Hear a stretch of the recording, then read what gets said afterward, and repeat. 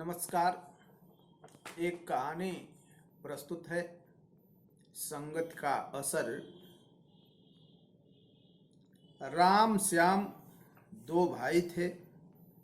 दोनों एक ही विद्यालय में पढ़ते थे और एक ही कक्षा में भी। राम पढ़ने में होनहार था, किंतु उसका भाई श्याम पढ़ने से बचता था और न पढ़ने के बहुत से बहाने ढूंढा करता था। राम के दोस्त पढ़ने वाले थे और श्याम के दोस्त न पढ़ने वाले और कामचोर थे। राम अपने भाई श्याम को उन दोस्तों से बचाने के लिए कहा करता था, मगर श्याम उसे डांट लगा देता था और कहता था कि अपने काम से काम रखो। श्याम के दोस्त घर से स्कूल जाने के लिए निकलते थे और रास्ते में से ही कहीं और चले जाते थे।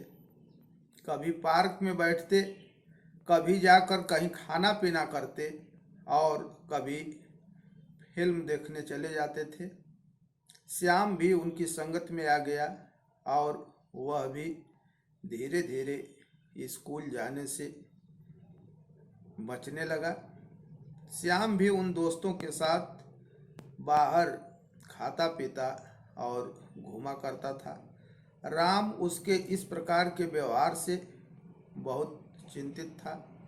श्याम से परीक्षा में फेल होने की बात भी कही, मगर श्याम नहीं माना। एक दिन की बात है, श्याम स्कूल जा रहा था। उसके दोस्त मिल गए और उन्होंने कहा, आज स्कूल नहीं जाना है, हम सभी अपने दोस्त हरि का जन्मदिन मनाएंगे और बाहर खाना पीना करेंगे, मौज मस्ती करेंगे। पहले तो श्याम ने मना किया, परंतु दोस्तों के बार बार बोलने पर वह उनके साथ चला गया। श्याम और उसके मित्रों ने खूब पार्टी की और उस दिन स्कूल नहीं गए। इस प्रकार का काम वह और उसके दोस्त निरंतर करते रहते थे। परीक्षा हुई जिसमें श्याम और उसके मित्र सफल नहीं हो पाए, वह सभी फेल हो गए।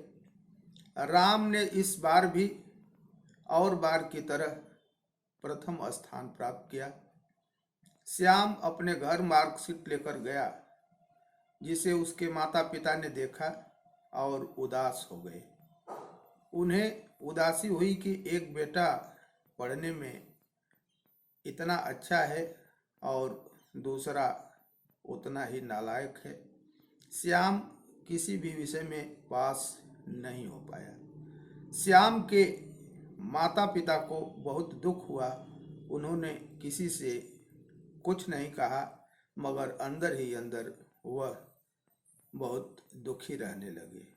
उन्होंने सोचा कि अब मैं दूसरों को क्या बताऊंगा कि मेरा बेटा एक भी विषय में पास नहीं हो सका।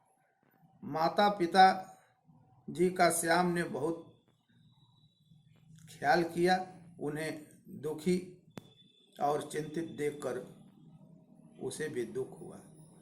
श्याम ने अपने माता पिता को भरोसा दिलाया कि मैं अगली परीक्षा में सफल होकर के दिखाऊंगा।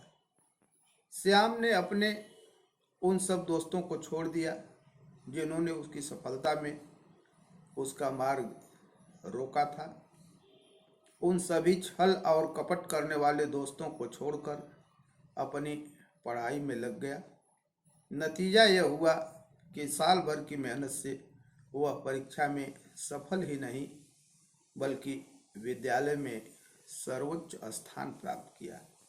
इस पर उसके माता पिता को बहुत खुशी हुई और अपने पुत्र श्याम को गले से लगाकर उन्होंने उसे शाबाशी भी दी। श्याम को पता चल गया था कि जैसी संगत मिलेगी वैसा ही परिणाम होगा। जैसी संगत में रहते हैं वैसा ही गुण आता है, अर्थात अच्छे लोगों की संगत करनी चाहिए। सत्य संगति कथय किम न करोति पुंसाम कहा गया है। धन्यवाद। राधे राधे।